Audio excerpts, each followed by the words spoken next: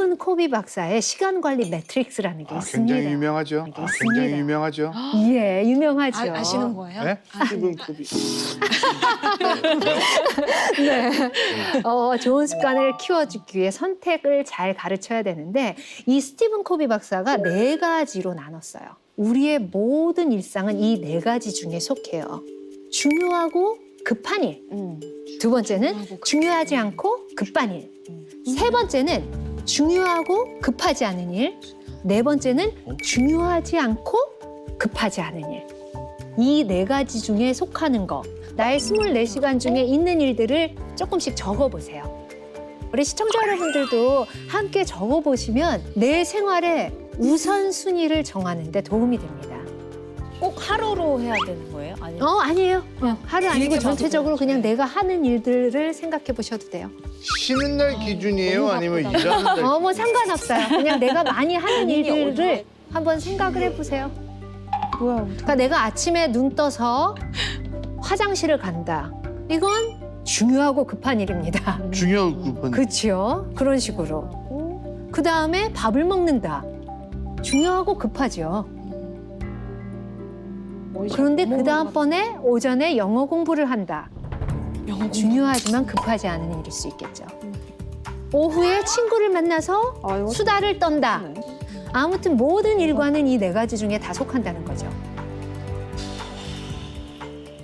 여쭤볼게요. 뭐가 제일 많으세요? 이 4가지 중에? 중요하고 급한 거. 중요하고 급한 일. 중요하고 급한 일 어떤 거 쓰셨어요? 일. 또 뭐 강의, 뭐 쓰셨어요? 애들 등원하는 거 그런 거. 저는 중요하고 급한 일은 아이 만드는 거라고. 오, 예, 예. 그래서 예. 중요하지 않고 급하지 않은 건 뭘 쓰셨어요? 저 아무것도 안 썼어요. 아무것도 안 써. 생각도 안. 우리가 머릿속에 여기에 먼저 리스트를 적어보라면 중요하고 급한 일부터 적을 만큼 그것들은 사실 생각도 안 나는 일들이잖아요. 의외로 중요하지 않고 급하지 않은 일에 시간을 제일 많이 투자합니다.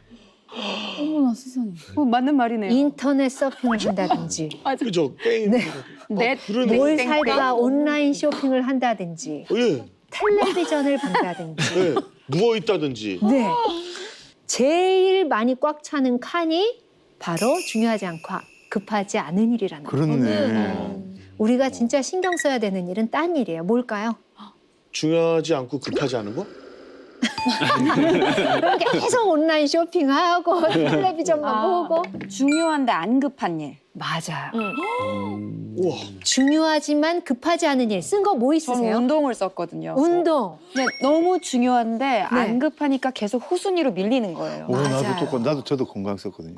건강 쓰셨어요. 네. 나는 셋째 썼어요. 셋째.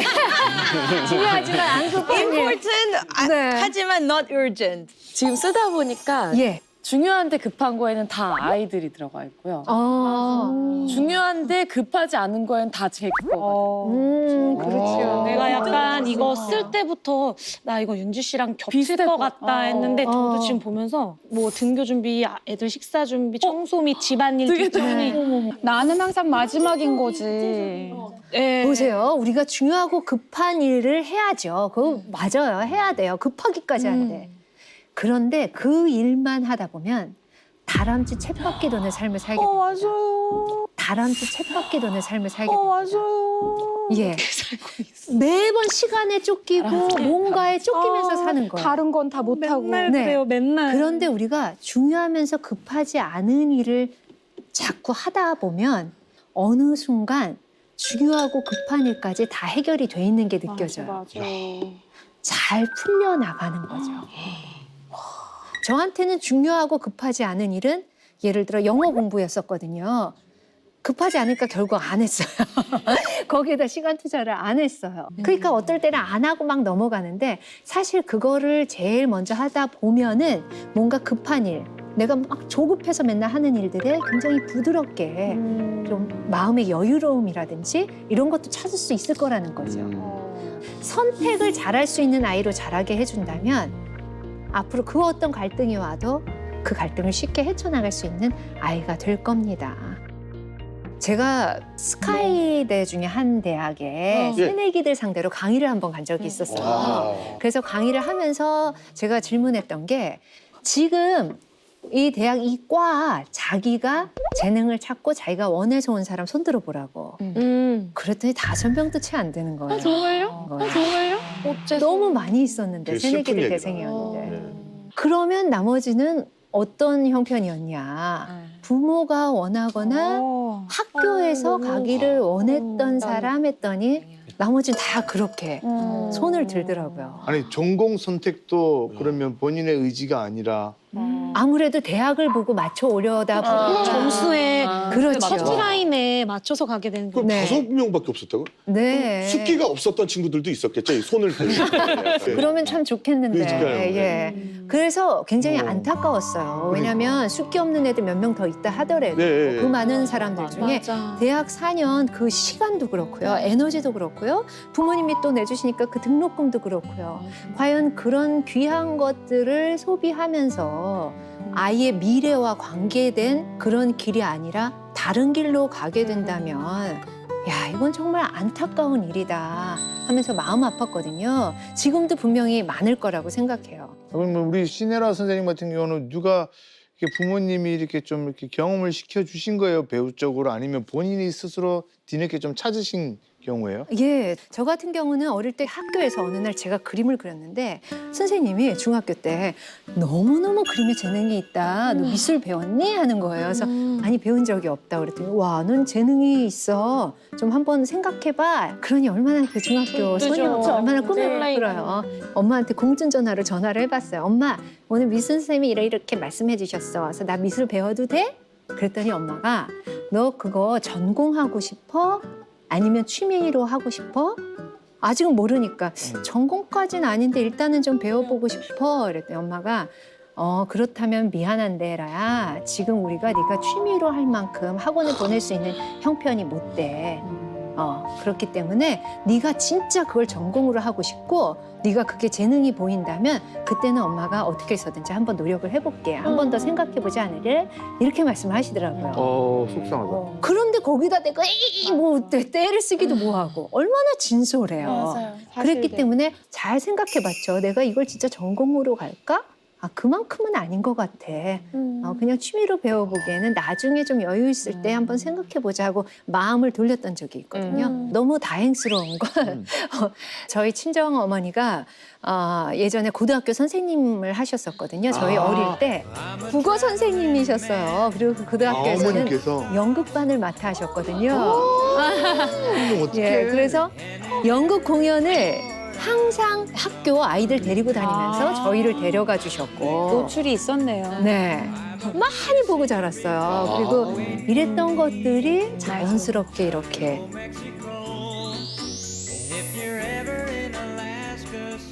너무 감사한 건 예. 많이 돌봐주시진 못했지만 강요 안 하신 거. 야. 공부를 왜 못했냐, 시험을 왜 이렇게 그래. 못했냐라는 거 한 번도 해보신 적이 없으시고 오로지 정직해라. 그리고 책임감을 가져라. 그런 얘기를 해주셨기 때문에 제가 또 이 길로 올 수 있게 되지 않았나 싶어요. 우리가 오늘 조금 좀 얘기를 나눠볼게요. 모두 각자의 자리에서 두각을 나타내고 계신 분들이거든요.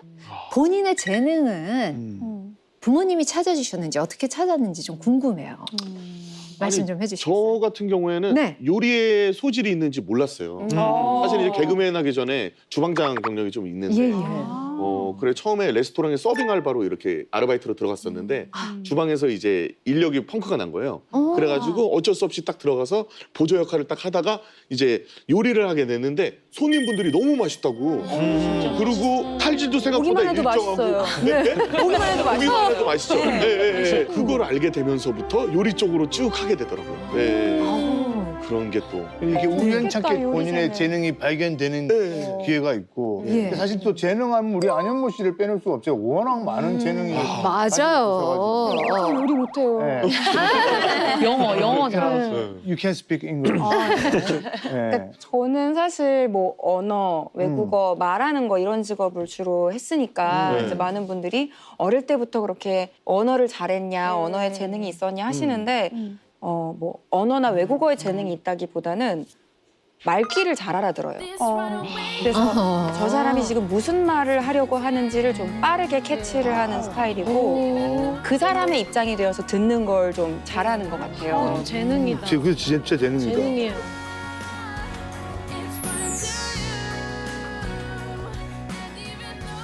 저 같은 경우 제 재능을 저희 아빠가 발견을 해주셨단 말이죠. 음악 노래 그렇죠. 저는 어. 이제 정말 어렸을 때부터 와. 제 기억 속에 그냥 친척들이 모이면 사람들이 모이면 제가 이렇게 앞에 나가서 노래를 하고 있었던 그 기억이 있는 거예요. 어머.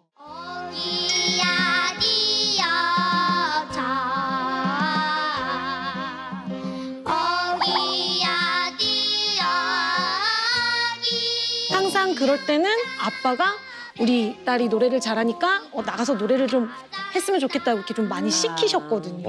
너 공부해라, 뭐 너 숙제했니, 이번에 시험 뭐 몇 점 맞았니 이런 얘기는 안 하셨어도 노래 연습했냐, 지난번에 CD 갖다 준 거 그거 들어봤냐. 아니 진짜 부모님 재능을 찾아주신 네. 거예요. 아니, 선생님께서 좀 말씀하신 잘나는 정말 부합되는 사람. 그러네요. 부모님이 재능을 찾아주셨고 미래와도 연결이 됐고요.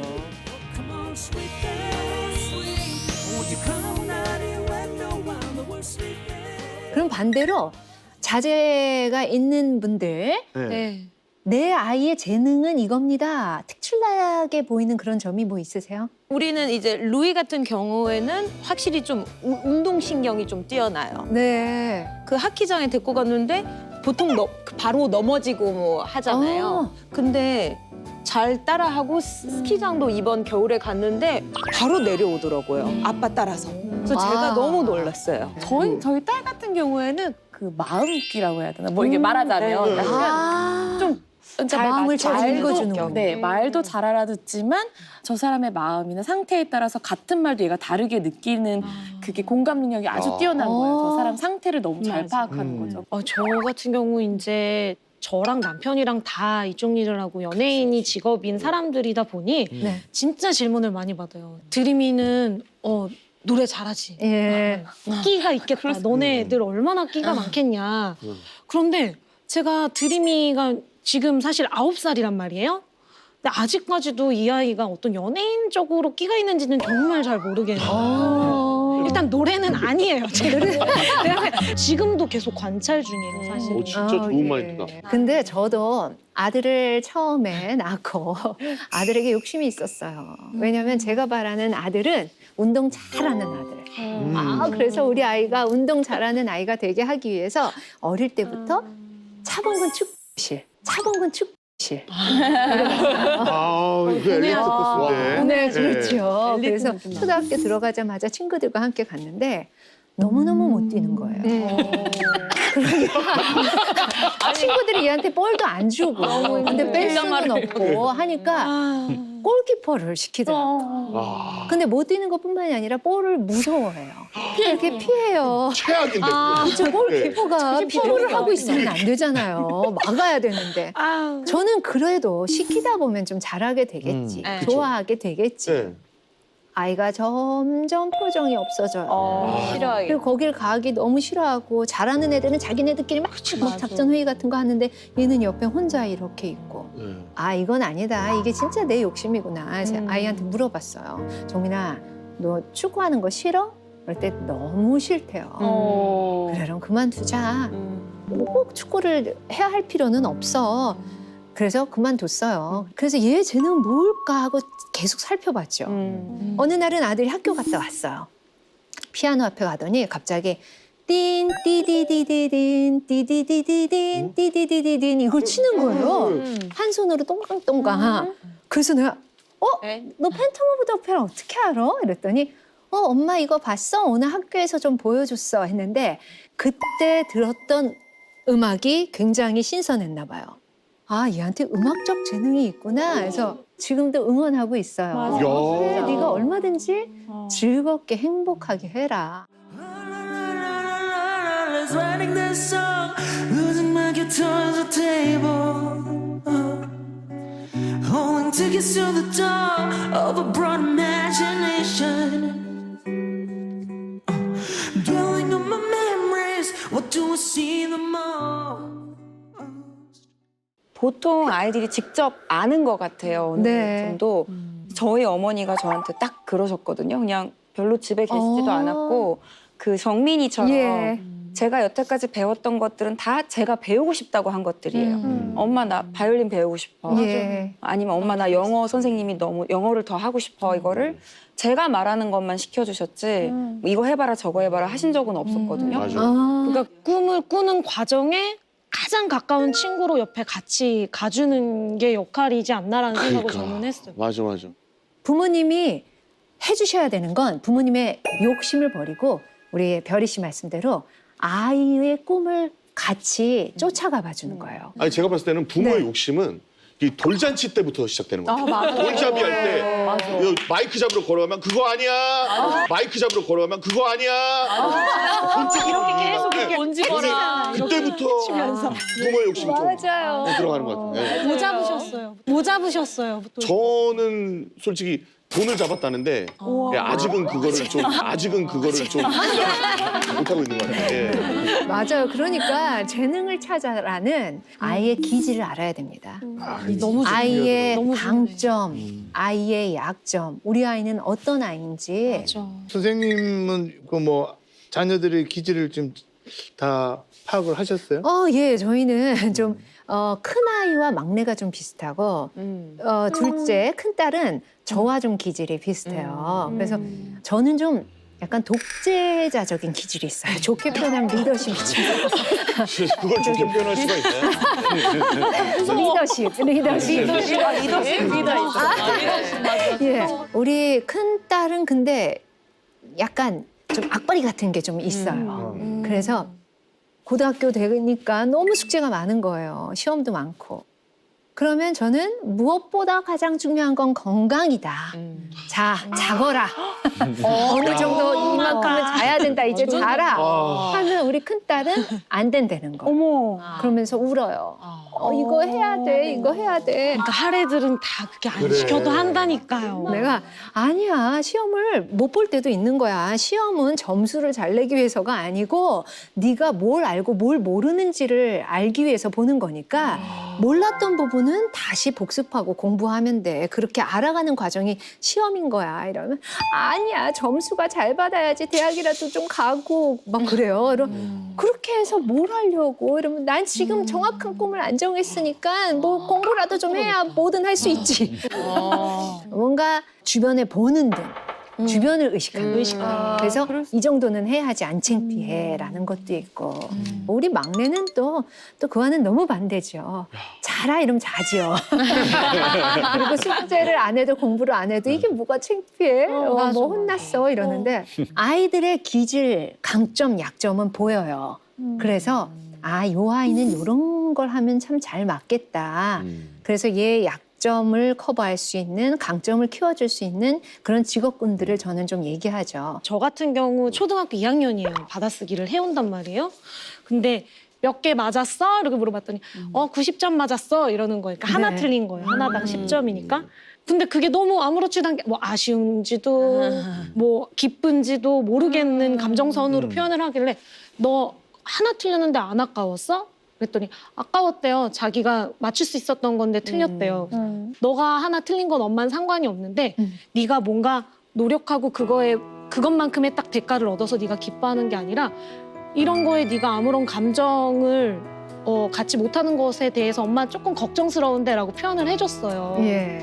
어떤 친구는 정말 열심히 했는데 90점을 맞은 친구도 있을 거 아니야. 그럼 그 친구는 얼마나 그게 하나 틀린 게 아쉽겠어. 그러면서 설명을 해줬더니 그러면 다음번에 나도 좀 열심히 해볼게 이런 말을 하더라고요. 그래서 예. 그 얘기랑 좀 맞는 것 같아요. 지금 좀. 맞아요. 그래서 그 과정에 그러니까 아이들이 요행을 바래서도 안 되고 네. 결과 때문에 나는 안 돼 이러면서 포기하게도 하면 안 되고 그 과정에 넌 최선을 다했고 열심히 했잖아. 엄마는 그게 너무 대단해. 엄마한텐 쉽지 않죠. 그게 100점이야. 맞아. 할 수 있는 엄마의 마음이 중요한 것 같아요. 그게 쉽지가 않죠, 참. 그렇죠. 맞아. 우리 재준이도 배가 이렇게 남산만큼 튀어나왔구나. 칭찬이에요. 기분이 나쁜데 네, 기분이 나빠요 이거는.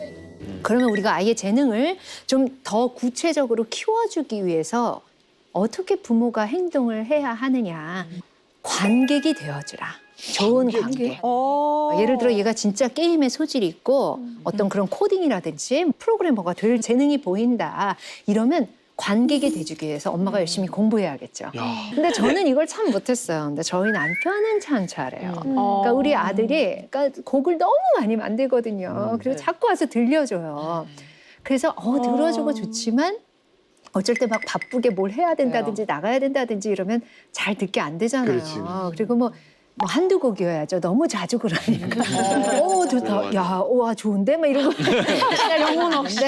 네, 우리 남편은 먼저 들어보자 이러고 와 하고 진짜 구체적인 칭찬해 주면서 좋다. 그 아드님이 노래한 거 유튜브에 올리면 남편분께서 댓글 막 달아주시잖아요. 맞아요. 우리 남편이 정말 열심히 댓글을 달아줘요. 그렇게 자꾸 열심히 응원해주고 관객이 돼서 들어주고 요거는 지난번 거보다 조금 못한 것 같아 이런 얘기도 해줄 수 있고 너무 신나지. 관심을 갖고 관객이 되어준다는 거 참 중요합니다. 자신이 즐겁고 잘하는 일을 하면서 행복하게 사는 거 성공이라고 생각해요. 햄버거를 만든다면 햄버거를 정말 제일 잘 만드는 아이도 될 수 있겠죠. 햄버거 맛있겠다.